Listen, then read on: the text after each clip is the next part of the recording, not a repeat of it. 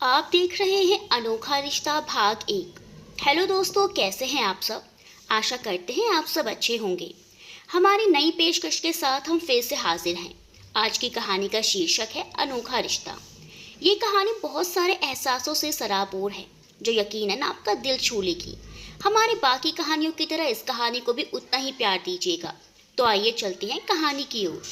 मुंबई की भागम भाग से दूर खंडाला के एक छोटे से मोहल्ले में स्थित 2 कमरों और एक बड़े से बगीचे वाले घर में सुबह की किरणें मानो सुकून की पायल पहनकर धीमे धीमे प्रवेश कर रही थी। बगीचे में लगभग 30 साल का एक युवक पंछियों के लिए दाना पानी रखते हुए कोई भजन गुनगुना रहा था। तभी एक बड़ी सी गाड़ी वहां आकर रुकी और उसमें से निकले किसी जमाने के मशहूर फिल्म निर्माता महेश जी। और अभी कैसे हो? बगीचे में खड़े युवक को संबोधित करते हुए महेश जी बोले। युवक, जिसे उसके कार्य क्षेत्र से जुड़े लोग अभी नाम से संबोधित करते थे, वो इस कम उम्र में ही फिल्म जगत का मशहूर निर्देशक बन चुका था। वो जिस फिल्म के बागडोर अपने हाथ में ले लेता था, उसका सुपरहिट होना तय माना जाता था। इसलिए उसके दरवाजे पर हमेशा ही निर्माताओं की कतार लगी रहती थी। लेकिन अभी अपनी शर्तों पर ही किसी फिल्म में काम करता था। अपने काम के बीच में उसे बेवजह की दखलंदाजी बिल्कुल पसंद नहीं थी। ज्यादातर कलाकारों का चयन भी वो स्वयं ही करता था। वो हमेशा एक साल में एक ही फिल्म करता था और उसके बाद 2 महीने का विश्राम लेता था। अपने काम के प्रति वो इतना समर्पित था कि तय वक्त में फिल्म की शूटिंग खत्म करके निर्माताओं के हाथ में सौंप देता था और बेफिजूल का बजट भी नहीं बढ़वाता था। फिल्म जगत के नामी सितारे अपने करियर को चमकाने के लिए अपने सारे नखरों और ईगो को किनारे रखकर अवी के निर्देशानुसार बिना किसी बहाने के टाइट शेड्यूल में काम करने के लिए तैयार रहते थे। मुंबई में आलिशान बंगलों में रहने की तमाम ऑफर्स ठुकराकर अभी वहां से दूर खंडाला के साधारण से घर में रहता था। शूटिंग के दौरान मुंबई में रहने के लिए और अन्य ऑफिशियल कामों के लिए उसने वहां 2 कमरों का एक छोटा सा दफ्तर ले रखा था, जिसे उसका मैनेजर रविशंकर संभालता था। अक्सर अभी को देखकर लोगों को आश्चर्य होता था कि यह साधारण सा दिखने वाला इंसान फिल्म जगत की इतनी बड़ी हस्ती है। अभी इस घर में अकेला ही रहता था। सिवा उसके कार्य क्षेत्र से जुड़े लोगों के और किसी भी शख्स को किसी ने यहाँ आते हुए नहीं देखा था। उसके निजी जीवन के बारे में सभी जानना चाहते थे, लेकिन अपने काम से काम रखने की उसकी आदत और चेहरे से ही गंभीर व्यक्तित्व की झलक की वजह से पूछने की हिम्मत कोई नहीं कर पाता था। महेश जी, जो किसी जमाने में मशहूर निर्माता थे, लगातार अपनी फिल्मों के पिटने के बाद कर्ज के दहलीज पर खड़े हो गए थे। उन्हें पता चला कि अवि ने अभी कोई नया प्रोजेक्ट हाथ में नहीं लिया था। इसीलिए आज वो बड़ी उम्मीद लेकर अवि से मिलने आए थे। महेश जी को बैठने के लिए कहकर अवि अंदर चला गया। कुछ ही देर में वो ट्रे में चाय की 2 प्यालियों के साथ बाहर आया। अरे, तुमने क्यों जहमत की? नौकर को कह देते, महेश जी बोले। यहाँ कोई नौकर नहीं है सर, बस मैं ही हूँ। आप फिक्र मत कीजिए, मैं चाय अच्छी बना लेता हूँ। अभी ने मुस्कुरा कर कहा। भाई, मानना पड़ेगा तुम्हें। यहाँ एक फिल्म हिट हो जाए तो लोगों के नखरे आसमान छूने लगते हैं, और तुमने तो इतनी कम उम्र में ही एक के बाद एक 6 सुपरहिट फिल्में दी हैं। फिर भी इतना सादा जीवन। महेश जी बोले। मेरे निजी जीवन का मेरे काम से भला क्या ताल्लुक है सर? दिखावों पर खर्च करना मुझे बेवकूफ़ी के सिवा कुछ महसूस नहीं होता, अवी ने सहजता से कहा। अच्छा अवी, तुम तो जानते हो इधर लगातार फ्लॉप फिल्मों ने मेरी क्या हालत कर दी है। मैं बहुत उम्मीद लेकर तुम्हारे पास आया हूँ। मेरी डूबती नैया को उभार दो यार। महेश जी के सुर में याचना थी। आप मुझे शर्मिंदा कर रहे हैं। अगर अच्छा प्रोजेक्ट हुआ तो मैं ज़रूर करूँगा, अवी ने कहा। अवी की बात सुनकर महेश जी बोले। तुम ही सुझाव दो, हमें किस तरह की फिल्म बनानी चाहिए। सोचते हुए अवी ने कहा। सर, अभी तो आप देख ही रहे हैं कि कोरोना महामारी की वजह से हमारी फिल्म इंडस्ट्री भी बहुत बुरे दौर से गुजर रही है। कई फिल्में बनने के बावजूद भी रिलीज नहीं हो पा रही हैं और कईयों को मजबूरी में ओटीटी पर रिलीज करना पड़ रहा है। कुछ दिनों पहले जो वेब सीरीज का क्रेज था, इन दिनों वो और बढ़ता जा रहा है। ऐसे में अगर हम वेब सीरीज बनाएं तो दर्शकों का अच्छा रिस्पॉन्स मिलने की उम्मीद है। बात तो तुम्हारी सही लग रही है। फिल्म बनाकर ओटीटी पर रिलीज करने से बेहतर तो वेब सीरीज बनाना ही है। पता नहीं कब ये कोरोना का प्रकोप टलेगा और जीवन सामान्य होगा। कहना मुश्किल है, महेश जी बोले। अच्छा, आपके पास कोई स्क्रिप्ट है? अवि ने पूछा। नहीं यार, मैं तो बस तुम्हारे हाथ में सब कुछ सौंपने का इरादा लेकर आया हूँ। तुम ही तय करो क्या बनाना है, किसके साथ बनाना है। मुझे तुम पर पूरा भरोसा है दोस्त। अच्छा चलिए अंदर आइए, नाश्ता करते हुए कुछ सोचते हैं। आपको जाने की जल्दी तो नहीं है ना? नहीं नहीं, आज का पूरा दिन मैं तुम्हारे नाम ही करके आया हूँ। लेकिन मेरी वजह से तुम्हें खाने पीने की दिक्कत हो जाएगी, महेश जी बोले।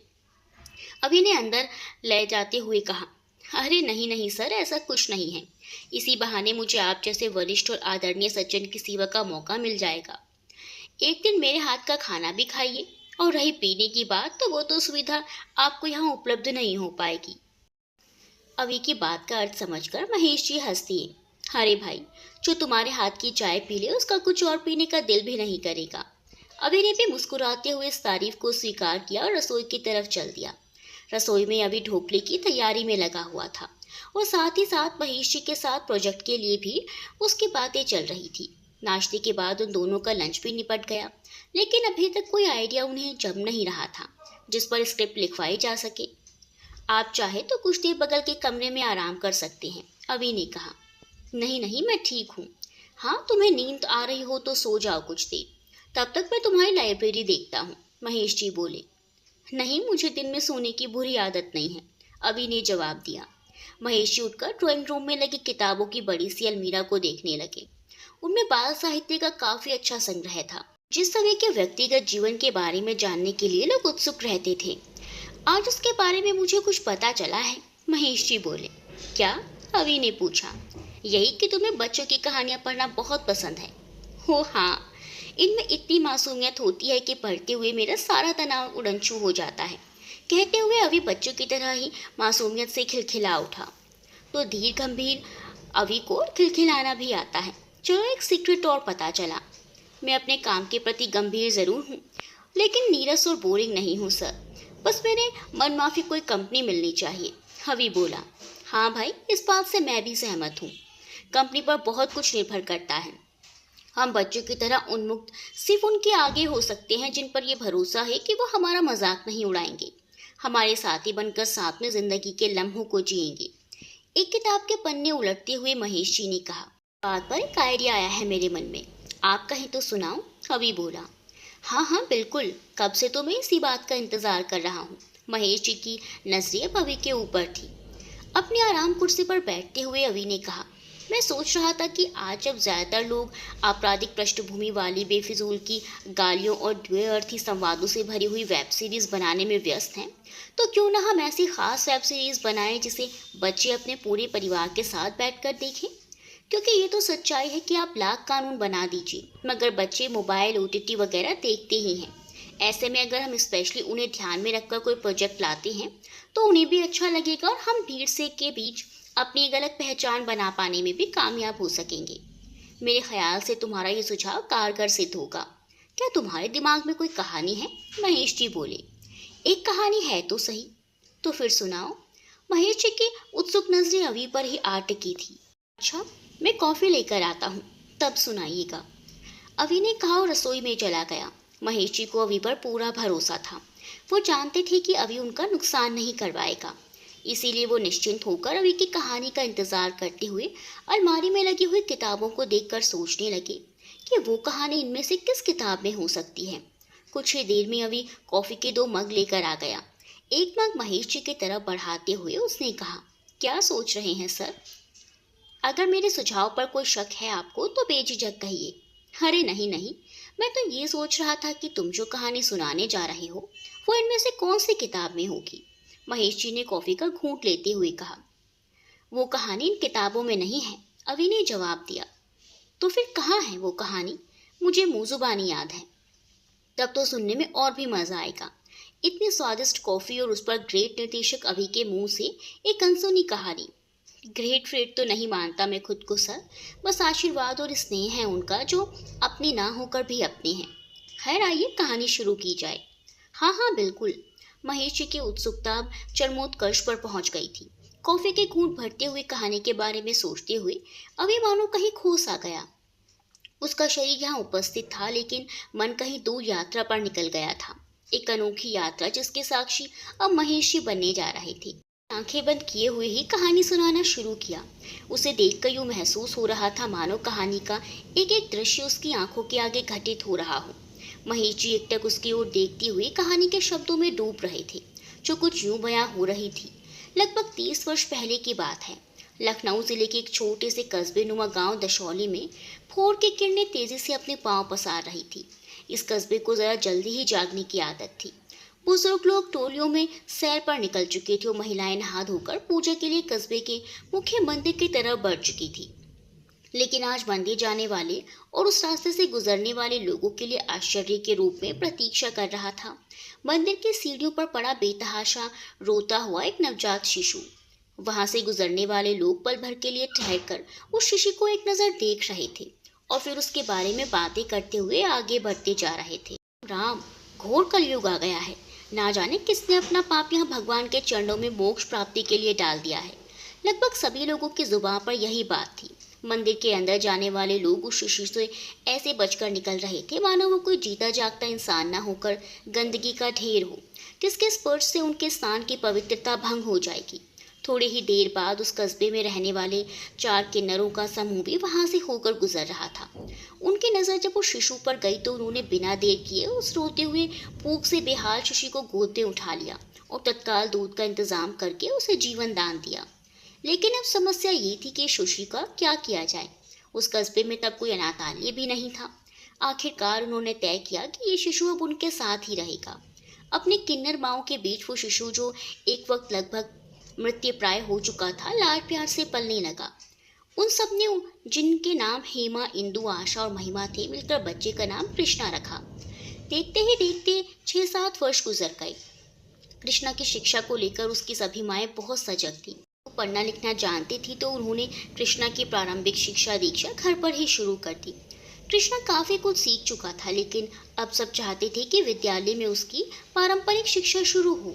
वो सब कृष्णा को अपने जैसा जीवन देने के पक्ष में बिल्कुल भी नहीं थी। उनका जीवन यापन बड़ी ही मुश्किल से होता था। कभी कहीं मजदूरी मिल जाती तो ठीक, वरना घर घर घूमकर लोगों के आगे हाथ फैलाना पड़ता था। कभी शादी ब्याह या बच्चे के जन्म पर भी उन्हें कुछ शगुन मिल जाया करता था। लेकिन यह सम्मानित और सुंदर जीवन तो बिल्कुल भी नहीं था। समाज के बीच वो सभी मजाक का पात्र थी। ये तो हेमा को अपने पूर्वजों का एक छोटा सा 2 कमरों का घर विरासत में मिल गया था, तो उन्हें रहने की दिक्कत नहीं थी। कृष्णा की तेजी से सीखने की क्षमता देखकर वो सब उसके उज्जवल भविष्य के प्रति बहुत आशान्वित थी और साथ ही चिंतित भी कि अपनों और समाज के ठुकराए हुए इस बच्चे को कोई विद्यालय में दाखिला देगा भी या नहीं। कृष्णा के प्रति कस्बे के लोगों का रवैया देखते हुए उनकी चिंता जायज थी। जब भी कभी कृष्णा बाहर घूमने जाता तब लोग कहते, देखो इसे कहते हैं किस्मत। कहाँ मंदिर की सीढ़ियों पर फेंका हुआ था और कहाँ खुद को राजकुमार ही समझता है। अपने उम्र के बच्चों को साथ मिलकर खेलते हुए देखकर कृष्णा का भी उनके साथ खेलने का मन होता, लेकिन उन बच्चों के माता पिता उसे भगा देते थे। मेरे नन्ही सी उम्र में ही कृष्णा को अपनी हकीकत समझ में आने लगी, लेकिन अपने मन का दुख वो अपनी माओ के लाड प्यार में भूल जाता और फिर से मुस्कुरा देता। कृष्णा को अपनी माओ के कठिन जीवन का भी आभास होने लगा था।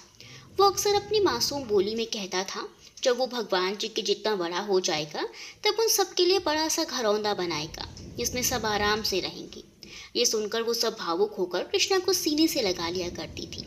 आखिरकार एक दिन उन चारों ने तय किया कि हाथ पर हाथ रखकर बैठने से कुछ नहीं होगा। में जो 3-4 विद्यालय हैं वहाँ एक बार कृष्णा के दाखिले की कोशिश करनी चाहिए। लेकिन कोई भी विद्यालय कृष्णा को दाखिला देने के लिए तैयार नहीं था। उनका कहना था कि अगर ऐसा बच्चा उनके यहाँ पढ़ेगा तो भले घरों के बच्चे वहाँ पढ़ना बंद कर देंगे। वो सब निराश हो गई थी कि उन्हें ख्याल आया कि इस कस्बे से थोड़ी दूर दूसरे कस्बे में एक विद्यालय है जहाँ के प्रधानाचार्य इन किन्नरों में बहुत आस्था रखते हैं। उनके पास जाने के बाद तय करके हेमा और इंदु कृष्णा को साथ लेकर उस विद्यालय में पहुंची और प्रधानाचार्य मनोहर जी से कृष्णा को वहां दाखिला देने का आग्रह किया। मनोहर जी बोले, मैं इस बच्चे को दाखिला दे देता, लेकिन कुछ आपराधिक लोगों की गलत हरकतों की वजह से मेरा विद्यालय बंद होने के कगार पर पहुंच गया है। विद्यालय के भवन पर मालिकाना हक का केस चल रहा है, जो शायद मैं हार जाऊंगा। फिर मैं इस बच्चे की जिम्मेदारी कैसे लूं? हेमा बोली, शायद ईश्वर की कोई मंशा रही होगी तभी उन्होंने हमें आपके द्वार दिखाया है। आप हमारे कृष्ण को स्वीकार कर लीजिए। हमारा मन कहता है विद्यालय बंद नहीं होगा। मनोहर जी बोले, अभी तो विद्यालय का नया सत्र शुरू नहीं हुआ, फिर भी मैं इस बच्चे का नाम दाखिले की रजिस्टर में लिख देता हूँ। अगर नया सत्र शुरू होने तक इस विद्यालय की समस्याएं समाप्त हो गई तो मैं स्वयं आकर कृष्णा को ले जाऊंगा। बस इस बात से सहमत हो गई। विद्यालय के रजिस्टर में कृष्णा का नाम दर्ज हो गया। लगभग 1 महीने बाद एक शाम कृष्णा अपने घर में बैठा हुआ कहानियों की कोई किताब पढ़ने की कोशिश कर रहा था। बाकी लोग अपने अपने कामों में व्यस्त थे। तभी दरवाजे पर दस्तक हुई। सामने मनोहर जी खड़े थे। उन्हें देखते ही सब लोग उनकी आवभगत करने के लिए दौड़ पड़े। मनोहर जी ने कृष्णा के सर पर हाथ रखते हुए कहा, मैं अपना वादा निभाने आ गया हूँ। शायद ये इस बच्चे का भाग्य और आप सबकी दुआ ही है कि मैं हारता हुआ केस जीत गया और अब विद्यालय को किसी किस्म का कोई खतरा नहीं है। इस खबर से सब लोग बहुत प्रसन्न हुए। कृष्णा का सामान बांधते हुए सबकी आंखों में नमी थी, लेकिन फिर भी वो खुश थी कि ये बच्चा अब अपने जीवन को संवारने के लिए आगे बढ़ रहा है। नन्हे से कृष्णा को ये बिल्कुल भी समझ नहीं आ रहा था कि अभी अभी आया हुआ यह व्यक्ति उसे उसके घर से दूर अकेले क्यों लेकर जा रहा है। वो फूट फूट कर रो रहा था और जाने के लिए बिल्कुल भी तैयार नहीं था। उन सब ने कृष्णा को प्यार से समझाया कि अगर वो मनोहर जी के साथ जाएगा, वो किताबों में मन लगाएगा, तब एक दिन वो इतना बड़ा आदमी बन जाएगा कि अपनी सभी माँओं के लिए बड़ा सा सुंदर सा घर खरीदेगा। ये सुनकर कृष्णा कुछ शांत हुआ और जाने के लिए तैयार हो गया। मनोहर जी ने उन सभी से कहा, विद्यालय में दाखिले के लिए माता पिता के नाम की ज़रूरत होती है। अगर आप लोगों को एतराज़ ना हो तो मैं और मेरी पत्नी कृष्णा को औपचारिक रूप से गोद लेना चाहते हैं। हम दोनों की कोई औलाद नहीं है। इस तरह कृष्णा को माता पिता का नाम और घर मिल जाएगा और हमें संतान का सुख। कृष्णा के उज्जवल भविष्य को देखते हुए सभी ने इस बात पर सहमति दे दी, लेकिन साथ ही आग्रह किया कि वो छुट्टियों में कृष्णा को उनसे मिलवाने लाया करें। मनोहर जी इस बात से सहमत होते हुए बोले, आप सब फिक्र मत कीजिए, कृष्णा पर हमेशा पहला हक आपका रहेगा। जल्दी ही आने का वादा करके कृष्णा मनोहर जी का हाथ थामे नए जीवन के पहले सफर पर चल पड़ा। घर पहुंचकर मनोहर जी ने अपनी पत्नी भारती को आवाज दी, देखो भारती, तुम्हारा बेटा आ गया। मनोहर जी बोले, वहीं दरवाजे पर ठहरिए, अंदर मत आइएगा। भारती जी ने जवाब दिया। अगले ही क्षण कृष्णा ने देखा घर के अंदर से एक महिला आरती की थाली लिए हुए निकली, जो कि भारती जी थी। उन्होंने कृष्णा की आरती उतारी और उसका मुंह मीठा करवाया। अब अंदर आइए आप दोनों, भारती जी ने कहा।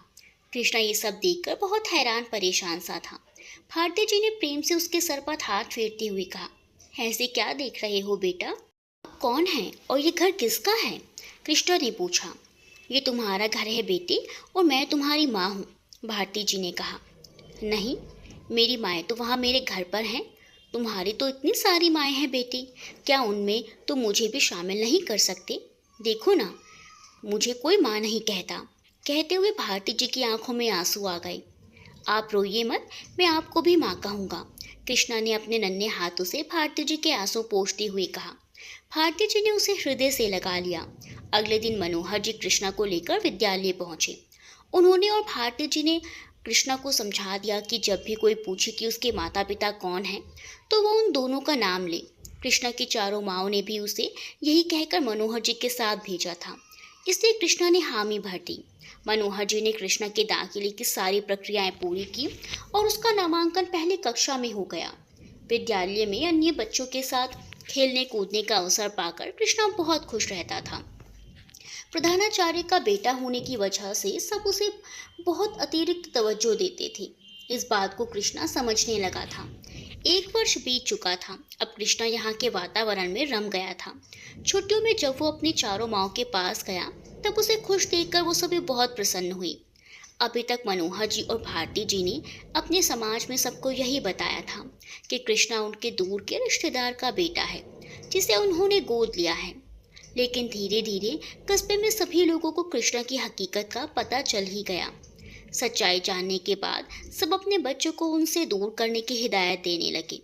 चूंकि उस वक्त उस छोटे से कस्बे में कोई दूसरा विद्यालय नहीं था, इसलिए लोगों की मजबूरी थी, वो अपने बच्चों को वहां से हटा नहीं सकते थे। मनोहर जी ने स्पष्ट रूप से कह दिया था कि कृष्णा यहीं रहेगा और यहीं पढ़ेगा। कल तक जो बच्चे कृष्णा के साथ खेलते थे, जब वो अचानक उससे दूर रहने लगे, तब कृष्णा उदास रहने लगा। उसे यूं उदास और परेशान देखकर भारती जी ने उससे इसकी वजह पूछी तो कृष्णा ने कहा, माँ, सब बच्चे मुझसे दूर क्यों रहने लगे हैं? क्या मैं गंदा हूँ?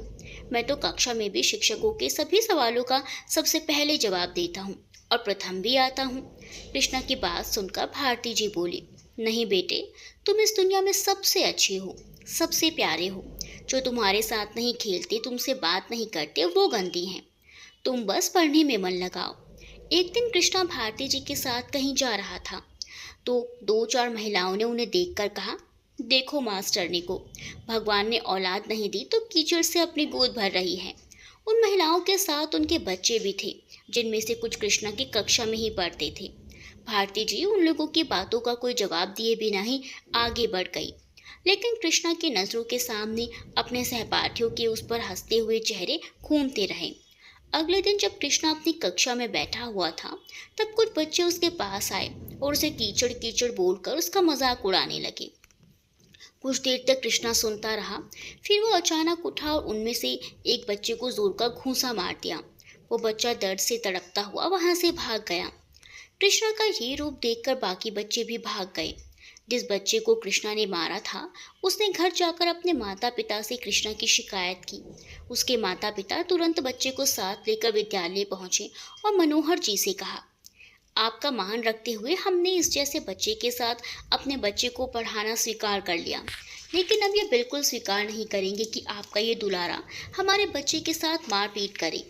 उनकी बात सुनकर मनोहर जी बोले, कृष्णा बहुत ही शांत और सीधा बच्चा है, वो ऐसा कर ही नहीं सकता। फिर भी आप लोगों के कहने पर मैं अभी उसे बुलाकर आपके सामने ही उससे इस विषय में पूछता हूँ। मनोहर जी ने जब कृष्णा को बुलवाया, तब कुछ बच्चे फिर उसे चिढ़ाते हुए कहने लगे, अब मजा आएगा जब इसकी पिटाई होगी। कृष्णा ने तो मन में कुछ और ही ठान लिया था। जब वो मनोहर जी के सामने पहुंचा तो एकदम शांत था। मनोहर जी ने उससे पूछा, कृष्णा, तुमने अपने सहपाठी को मारा? कृष्णा ने रोते हुए कहा, नहीं बाबा, ये सब मुझे कीचड़ कीचड़ बोलकर चिढ़ा रहे थे, लेकिन मैंने कुछ भी नहीं कहा इनसे, क्योंकि माँ ने सिखाया है कि हमें किसी की बात पर ध्यान नहीं देना है। सुन रहे हैं आप लोग, यही संस्कार दे रहे हैं आप अपने बच्चे को कि वह दूसरे बच्चे का मजाक उड़ाए। मैं चाहूँ तो अभी आपके बच्चे को यहाँ से निकाल सकता हूँ, करवा लीजिए कहीं और दाखिला। मनोहर जी गुस्से से बोले। उनकी बात सुनकर उस बच्चे के माता पिता ने अपने बच्चे से पूछा, क्या तुमने इसे कीचड़ कहा? बच्चे ने सर झुका लिया। अब सच सच बता, क्या इससे तुझे पीटा था? उन्होंने फिर अपने बच्चे से सवाल किया। बच्चा कुछ कहने ही जा रहा था कि कृष्णा ने उसे इशारा किया। उस इशारे को देखते ही वो बच्चा बोला, नहीं नहीं, इसने मुझे नहीं मारा, मैंने बस ऐसे ही बोल दिया था। उसके माता पिता ने वहीं उसे 2 थप्पड़ लगाए और मनोहर जी से माफ़ी मांगकर उसे विद्यालय से ना निकालने का आग्रह करके वहां से चले गए। उनके जाने के बाद मनोहर जी ने दोनों बच्चों को अपनी कक्षा में जाने के लिए कहा।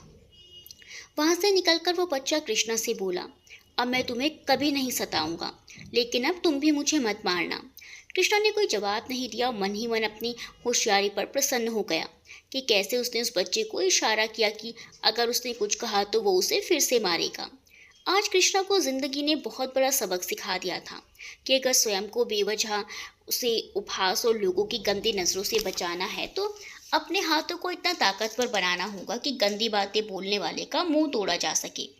अब भले ही कृष्णा के सहपाठी उसके साथ खेलते नहीं थे, बात नहीं करते थे, लेकिन उसके सामने उसके बारे में अब शब्द कहने की हिम्मत नहीं दिखाते थे। अपना डर बनाए रखने के लिए अब कृष्णा बेवजह भी मौका देखकर सबके साथ मारपीट करने लगा था। छोटी सी उम्र में ही वो अपने विद्यालय का दबंग बन चुका था। ऐसा नहीं था कि मनोहर जी और भारती जी को उसकी हरकतों की खबर नहीं थी, लेकिन सालों बाद कृष्ण जैसे होनहार बालक को अपनी संतान के रूप में पाकर वो इतने खुश थे कि बजाय उसे रोकने टोकने की लाड़ प्यार में उसे और शह ही देते थे। कहीं ना कहीं उन दोनों का हृदय इस बात से भी संतुष्ट रहता था कि मजबूरी में उन्हें जिस तरह समाज के ताने सुनकर चुप रह जाना पड़ता है, अपमान का खूंट मुस्कुराते हुए पी जाना पड़ता है, उनका ये बेटा इस सब का हिसाब बराबर कर देता है। वक्त अपनी रफ्तार से गुजर रहा था। कृष्णा अब 10वीं कक्षा में आ चुका था। पढ़ाई के साथ साथ उसकी रुचि रंगमंच में भी झलकने लगी थी। विद्यालय में होने वाले सांस्कृतिक कार्यक्रमों में वो बढ़ चढ़कर नाटकों के मंचन में हिस्सा लेता था।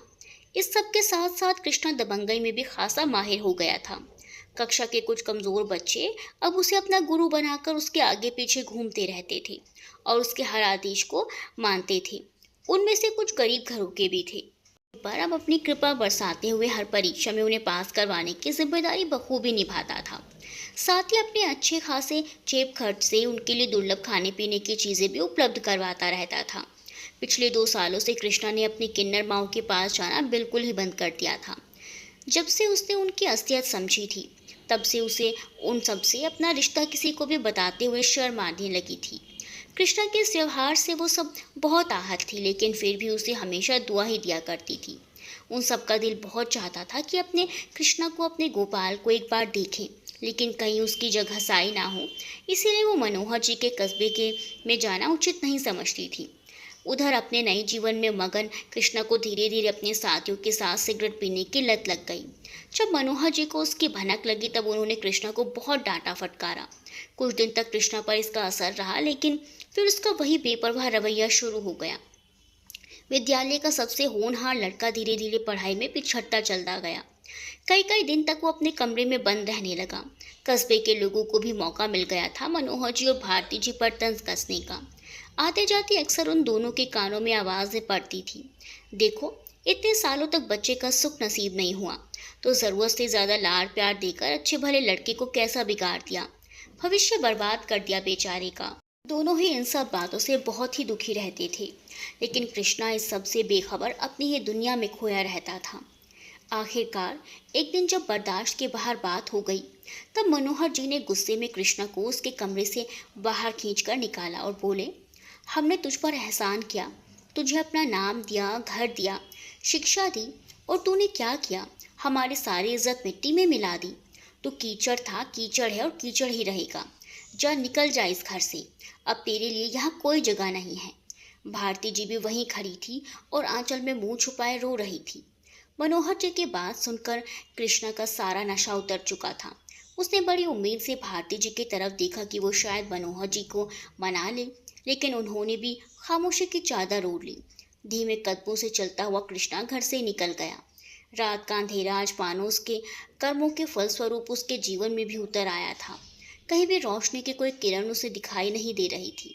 बहुत देर तक सोच विचार करने के बाद उसने अपनी पुराने कस्बे में जाने का विचार किया। वहां पहुंचकर जब वो अपने पुराने घर गया तो उसे झटका सा लगा। घर के दरवाजे पर बड़ा सा ताला लटका हुआ था।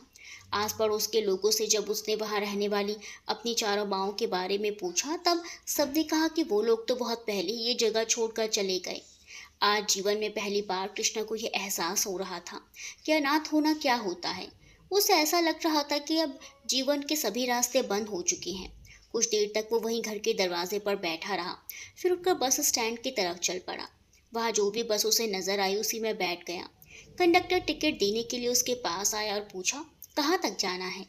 ये बस कहाँ तक जाएगी? कृष्णा ने सवाल किया। शहर के रेलवे स्टेशन तक। वहीं के टिकट दे दो। बस यही कुछ रुपये उसके पास बचे थे, जिन्हें वो अपने कुछ कपड़ों और किताबों के साथ मनोहर जी के घर से ले आया था। लेकिन आज ये पैसे उसे अपने अधिकार का नहीं, बल्कि भीख का एहसास दिला रहे थे।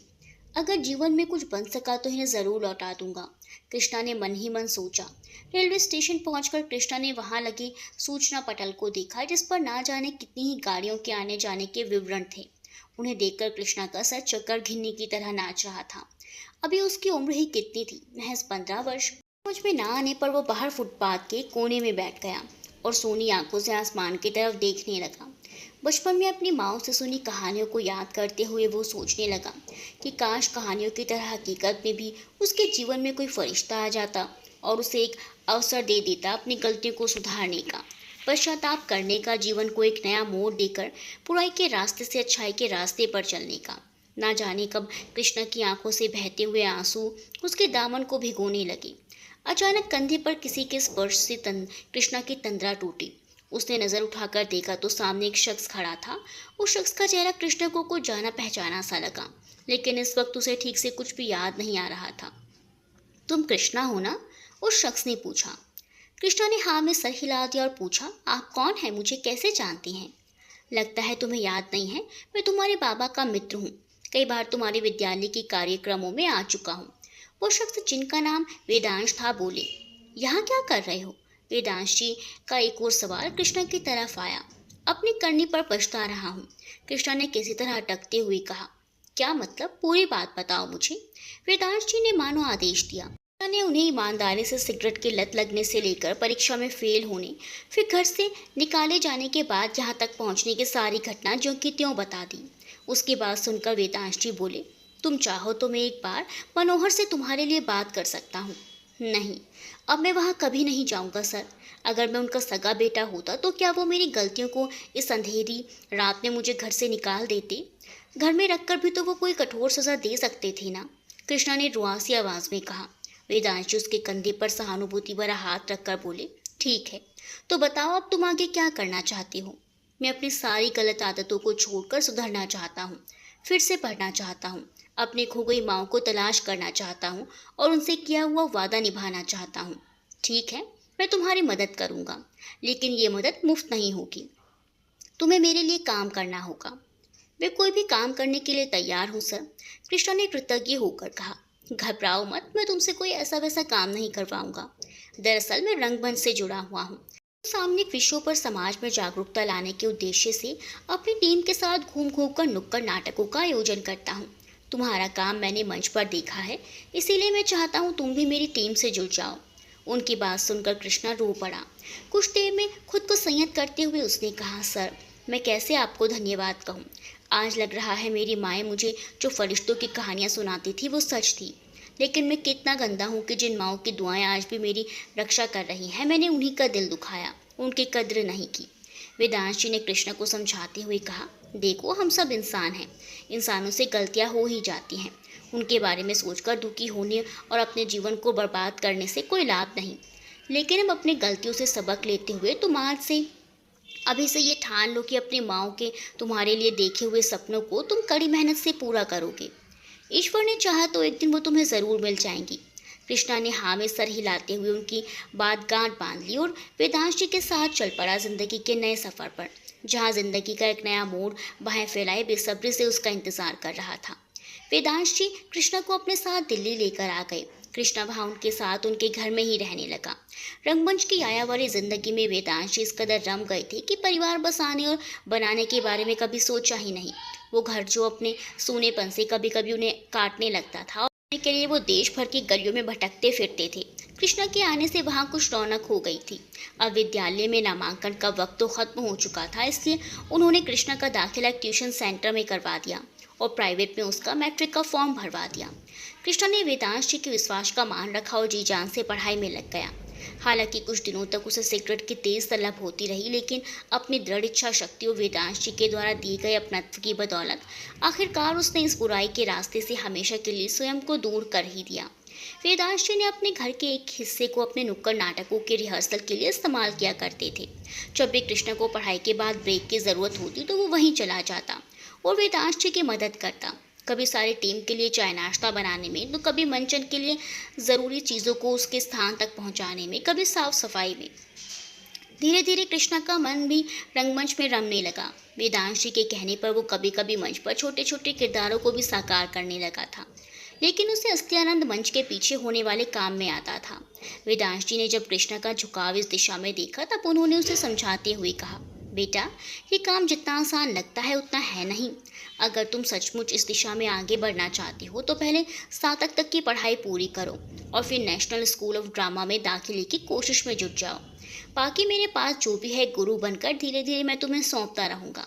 कृष्णा ने उनकी बात गांठ बांध दी और जी जान से अपने लक्ष्य को पाने की दिशा में खुद को झोंक दिया। वक्त के साथ उसने स्नातक पूरा कर लिया और अब नेशनल स्कूल ऑफ ड्रामा की परीक्षा का दिन आ चुका था। वेदांशी का आशीर्वाद लेकर कृष्णा निकल पड़ा मंडी हाउस के लिए। ये वक्त पर उसने वहां पहुंचकर स्कूल के रिसेप्शन पर रिपोर्ट किया। रिसेप्शनिस्ट ने उसके अन्य अभ्यर्थियों के साथ कतार में बैठने के लिए कहा। हालांकि वेदांशी के ग्रुप से जुड़े होने के कारण कृष्णा को काफ़ी अनुभव हो चुका था, फिर भी घबराहट स्वाभाविक थी, जिसकी वजह से थी इस स्कूल में चयन के मानक बहुत ही ऊंचे थे। तय वक्त पर एक के बाद एक अभ्यर्थी अंदर साक्षात्कार के लिए जाने लगे। कुछ मुस्कुराते हुए बाहर निकल रहे थे तो कुछ उदास और निराश होकर। कृष्णा सबके चेहरे पड़ता हुआ अपने बारे में सोच रहा था। अंततः उसके नाम की उद्घोषणा हुई। ही मन ना जाने कितनी प्रार्थनाएं दोहराता हुआ वो अंदर गया। अंदर इंटरव्यू पैनल ने उसके अनेकों सवाल पूछे, दृश्यों का नाटकीकरण करवाया। कृष्णा ने खुद को सहज रखने की कोशिश करते हुए सबका जवाब दिया। आपस में कुछ विचार विमर्श करके कृष्णा को कुछ देर बाहर रुकने के लिए कहा गया। लगभग 1 घंटे बाद रिसेप्शनिस्ट ने फिर से कृष्णा को पुकारा। कृष्णा उसके पास गया तो उसने उसे एक लिफाफा दिया। कृष्णा ने कांपते हाथों से और धड़कते दिल से लिफाफा खोला। उसमें रखे पत्र को पढ़ते हुए उसकी आंखों से आंसू गिरकर उस पत्र को भिगोने लगे। वो तुरंत घर जाने के लिए निकल गया। घर पर वेदांश जी भी बेचैनी से उसी की प्रतीक्षा कर रहे थे। आपका शिष्य पास हो गया, कृष्णा ने सेंधे हुए स्वर में स्कूल से मिला हुआ पत्र उनके आगे रख दिया। वेदांश जी ने भावुक होकर उसे गले लगा लिया। अब नेशनल स्कूल ऑफ ड्रामा के सख्त अनुशासन भरे माहौल में कृष्णा का जीवन बहुत व्यस्त हो गया था। वहाँ बिताए गए 3 सालों में से एक दिन भी उसने कभी अपने शिक्षकों को शिकायत का मौका नहीं दिया। विद्यार्थी जीवन में ही स्कूल के लिए निर्देशित किए गए उसके नाटकों से उसे काफ़ी प्रसिद्धि मिली। वहीं उसकी मुलाकात बॉलीवुड में एक जाने माने निर्माता से हुई। उन्होंने आग्रह किया कि स्कूल से निर्देशन में अपनी डिग्री लेते ही वो उनसे संपर्क करें। आप कह सकती हैं कि कृष्णा को बहुत ही आसानी से घर बैठे ये ऑफर मिल गया, लेकिन इस तक पहुंचने के लिए उसने कितनी एड़ियाँ खींची, दिन रात एक करके कितनी मेहनत की। उसकी तरफ ज़्यादातर लोग ध्यान ही नहीं देना चाहते। उसकी बात सुनकर महेश जी बोले, आगे की कुछ कहानी मैं तुम्हें सुनाता हूँ। उस पहले ऑफर में कृष्णा और अवि ने दिन रात ईमानदारी से बहुत मेहनत की और पहले ही फिल्म से बॉलीवुड के सफलतम निर्देशकों में शामिल हो गया। कृष्णा के व्यक्तिगत जीवन के बारे में जानना चाहूँगा। निर्देशन के ऑफर के साथ मुंबई आने से पहले और आने के बाद अपने व्यक्तिगत जीवन में उसने क्या किया, वो भी बताऊँगा आपको सर, सब बताऊँगा। तभी तो वेब सीरीज़ की हमारी स्क्रिप्ट पूरी होगी और शायद कृष्णा का पश्चाताप भी। अवि ने शून्य में देखते हुए कहा। अवसर मिलते ही वेदांश जी के साथ कृष्णा अक्सर देश के कोने कोने में नुक्कड़ नाटकों के प्रदर्शन के लिए जाता रहा। वहां जाने के बाद जैसे ही उसे थोड़ा वक्त मिलता वो वहां रहने वाले किन्नर समुदाय के निवास स्थान की तरफ निकल जाता था, इस उम्मीद में कि शायद उसे उसकी बिछड़ी हुई माएँ वापस मिल जाएं। लेकिन उसे सफलता नहीं मिली। जब कृष्णा के मुंबई आने का वक्त हुआ तब उसने वेदांश जी से आग्रह करते हुए कहा, काका आप भी मेरे साथ चलिए, अब आप कितना काम करेंगे, आप ठाठ से रिटायर होकर बेटे के साथ रहिए।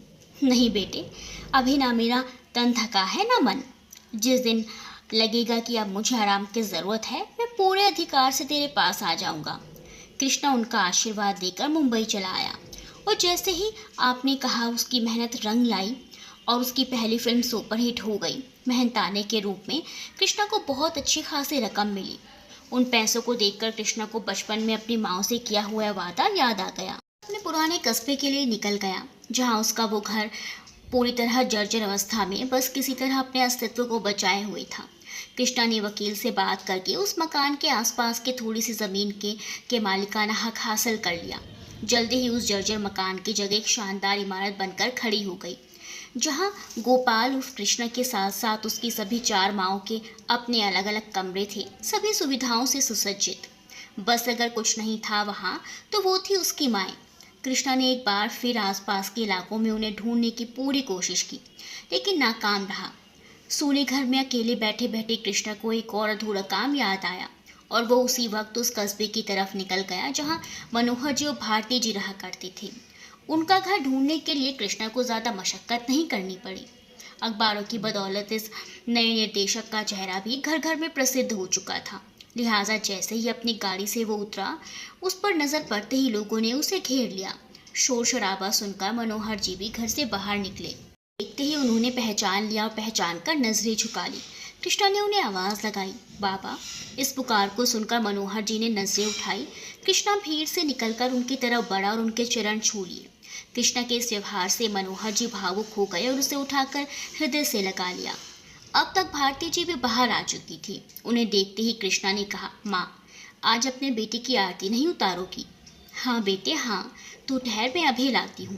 कहते हुए भारती जी तेज कदमों से अंदर की तरफ भागी।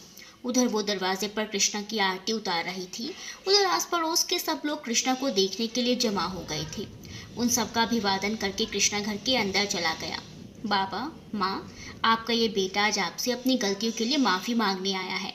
मेरी वजह से समाज में आप लोगों को जितना भी अपमान झेलना पड़ा उसके लिए मैं आज भी बहुत पछताता हूँ। नहीं बेटे नहीं, तू तो बच्चा था। तुझसे ज़्यादा गलती हमारी है जो हमने तुझे इस अंधेरी रात में अकेला बेसहारा छोड़ दिया था, सिर्फ छोटी इज्जत की खातिर। और इस गलती का एहसास भी कब हुआ, जब तेरे जाने के बाद 1 साल बाद तेरी माएँ तुझे यहाँ ढूंढने आई और तुझे ना पाकर विलाप करने लगी। तब हमें एहसास हुआ कि हमने कितना बड़ा गुनाह किया। जिस बच्चे की जिम्मेदारी उन्होंने इतने भरोसे के साथ हमें सौंपी थी, हमने वो भरोसा तोड़ दिया था, भारती जी ने कहा। मनोहर जी की आह भरते हुए बोले, पहले हमने ही अपने स्वार्थ के लिए, लोगों से उनके द्वारा किए गए व्यवहार का बदला लेने के लिए तुम्हें बुराई के रास्ते पर जाने दिया, और जब तुम्हारे कदम बहुत ज़्यादा आगे बढ़ गए तो हम उन्हें वापस सही रास्ते पर लाने की जगह तुम्हें उस कच्ची उम्र में अकेले भटकने के लिए छोड़ दिया। हमें माफ़ कर दो बेटा। भूल जाइए सब बीती बातें बाबा, मुझे तो बस ये बताइए, क्या आपको पता है मेरी माएँ कहाँ हैं अब? नहीं बेटे, हमें तो कुछ नहीं पता, भारती जी ने जवाब दिया। ये सुनकर कृष्णा की उम्मीद एक बार फिर से टूट गई। कृष्णा ने उदास स्वर में मनोहर जी से कहा, ठीक है पापा, मैं चलता हूँ, आप लोग अपना ख्याल रखिएगा। नाराज हो हमसे कि रुकोगे भी नहीं? भारती जी बोली। नहीं नहीं माँ, ऐसी बात नहीं है। दरअसल अब छुट्टियाँ ख़त्म हो रही हैं, नया काम शुरू करना है। अगली बार आकर 1 हफ्ते रुकूंगा और आपके हाथ का स्वादिष्ट खाना भी भर कर खाऊंगा। जाओ बेटा, खूब नाम कमाओ। हो सके तो कभी कभी हमें याद कर लेना। कृष्णा ने उन्हें अपना व्यक्तिगत फ़ोन नंबर दिया और कहा, बाबा कभी भी आप लोगों को मेरी ज़रूरत पड़े तो पूरे अधिकार से इस बेटे को फ़ोन कीजिएगा। वैसे भी मैं बीच बीच में आप लोगों का हाल चाल लेने आता रहूँगा। आप लोग अकेले नहीं हैं इस बुढ़ापे में। जुग जुग जियो मेरे लाल, भगवान तुम्हें बहुत खुश रखे। भारती जी कृष्णा को आशीर्वाद देते हुए बोली। कृष्णा वहाँ से अब दिल्ली के लिए निकल गया। दिल्ली में जब कृष्णा अपने घर पहुंचा तब शाम हो चुकी थी। वेदांश जी अपनी टीम के साथ किसी नए नुक्कड़ नाटक की तैयारी कर रहे थे। कृष्णा चुपचाप वहीं बैठ गया। कुछ देर बाद टीम के एक सदस्य की नज़र कृष्णा पर पड़ी। कृष्णा को देखते ही वो खुशी से चिल्लाया, अरे देखो कौन आया है, बॉलीवुड का नया सेलिब्रिटी। उसके बाद सुनते ही सबकी नज़रें कृष्णा की तरफ घूम गई। वेदांश जी ने भी उसे देखा। कृष्णा ने आगे बढ़कर उनके चरण स्पर्श किए। तू कब आया? वेदांश जी ने पूछा। बस जब आप नया नाटक सबको सुना रहे थे। चल घर चल, अब आज काम वाम बंद। उन्होंने अपने टीम के लिए छुट्टी घोषित कर दी। पहले सभी टीम मेंबर कृष्णा की तरफ इशारा करते हुए देवदास जी से बोले, सर हमें इनका ऑटोग्राफ दिलवा दीजिए। कृष्णा ने मुस्कुराते हुए सबको ऑटोग्राफ दिया। उसे एक मुकाम पर देखकर वेदांश जी की आंखों में खुशी और आंसू आ गए थे। सबके जाने के बाद कृष्णा ने उन्हें कस्बे में अपनी माओ के लिए घर बनाने से लेकर मनोहर जी और भारती जी से हुई मुलाकात के बारे में बताया।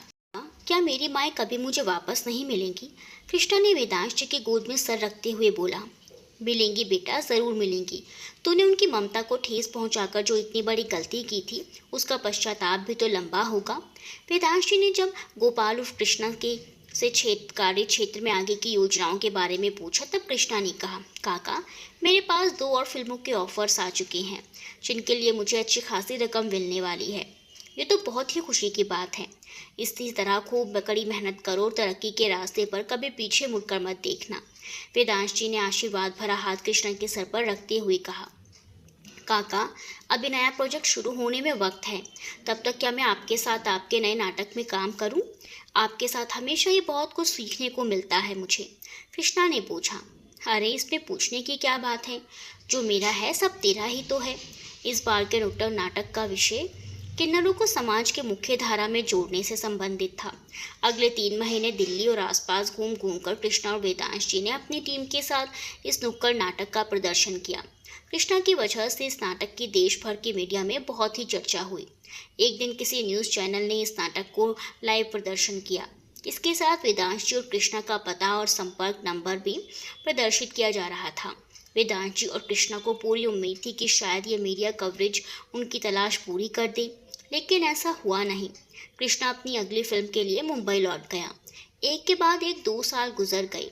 कृष्णा अपने खर्च के लिए कुछ पैसे रखकर अपनी सारी कमाई वेदांश जी के हाथों में सौंप देता था, जिन्हें वो एक संस्था बनाकर उसके ज़रिए कृष्णा के पुराने कस्बे से लेकर दिल्ली और आसपास कई जगहों पर घूम घूम कर किन्नर समाज के उत्थान में लगे रहते थे।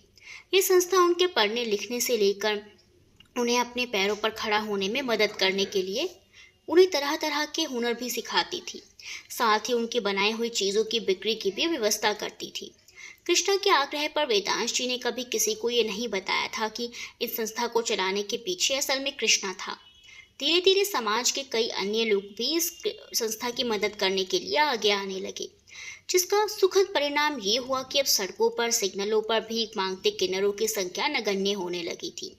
वेदांश जी किसी न किसी बहाने से संस्था से जुड़े सभी किन्नरों की तस्वीर लेकर कृष्णा को दिखाते रहते थे, लेकिन उनकी तलाश अभी तक खत्म नहीं हुई थी। कुछ सोचकर वेदांश जी ने संस्था के हर दफ्तर में कृष्णा की उस उम्र की तस्वीरें लगा दी थी जब वो उन्हें मिला था। एक दिन वेदांश जी को खबर मिली 4 अधेड़ उम्र के किन्नरों का समूह उनसे मिलना चाहता है। उनसे मिलने संस्था के दफ्तर पहुंचे तब उन्होंने देखा कि वो चारों एकटक वहां लगी हुई कृष्णा की तस्वीर को देख रही थी और आपस में कुछ बातें कर रही थी। सहसा उनकी नज़र वेदांश जी पर पड़ी। उन्होंने उन्हें नमस्ते करते हुए कहा, कहिए, मैं ही संस्था चलाता हूँ। उन चारों में से एक ने परिचय देते हुए कहा, मैं हेमा हूँ। ये इंदु, आशा और महिमा। हम जो बात करने आए थे वो बाद में करेंगे। पहले ये बताइए कि ये तस्वीर किसकी है जिसके नीचे आपने कृष्णा लिखा है? जी, ये मेरे मुंह बोले बेटे की तब की तस्वीर है जब वो मुझे रेलवे स्टेशन पर मिला था। उनका अंतर्मन कह रहा था कि आज उनकी और कृष्णा की तलाश पूरी हो गई है। अगर आपको दिक्कत ना हो तो आप हमें विस्तार से बता सकते हैं कि ये बच्चा आपको कब, कहाँ और किन हालातों में मिला? महिमा ने पूछा। वेदांश जी ने उस रात की सारी कहानी उन्हें जो की तो सुना दी, जब उन्हें कृष्णा रेलवे स्टेशन पर रोता हुआ मिला था। उनकी बातों को सुनते ही वो चारों रोने लगी और एक दूसरे से बोली, बहन, हमारा बच्चा मिल गया, ईश्वर ने हमारी प्रार्थना सुन ली।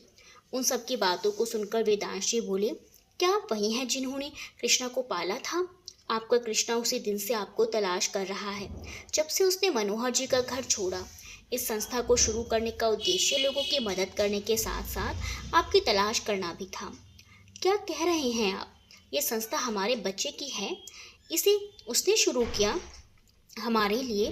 वो सचमुच हमें ढूंढ रहा था। उन सब ने एक साथ अनेकों सवालों की बौछार कर दी। उनका जवाब देते हुए वेदांश जी बोले, जी हाँ, ये संस्था आपके बच्चे ने अपनी मेहनत की कमाई से शुरू की है, आप ही के लिए। और आपको ढूंढने में अपनी तरफ से उसने कोई कमी नहीं रखी। उसने तो आप लोगों के लौट आने की आस में अपने पुराने कस्बे में आपका और उसका नया घर भी बनवा रखा है, जैसा कि उसने आपसे बचपन में वादा किया था। देख इंदु, मैं कहती थी ना, हमारा बच्चा कुछ देर के लिए भटक जरूर गया है, लेकिन वो अपनी माँ की ममता को हमेशा के लिए बिसरा नहीं सकता। सुषमा रोते हुए बोली। उसके आंसू पोंछते हुए इंदु ने कहा, हाँ दीदी, हाँ, हमारा बच्चा हमें भूला नहीं। अपनी भावनाओं के ज्वर में गोते लगाती हुई इन चारों माँओं को देखकर वेदांश जी भी भावुक हो गए थे। To be continued. आगे क्या नया मोड़ लेगी, ये जानने के लिए अगला भाग देखना ना भूलें।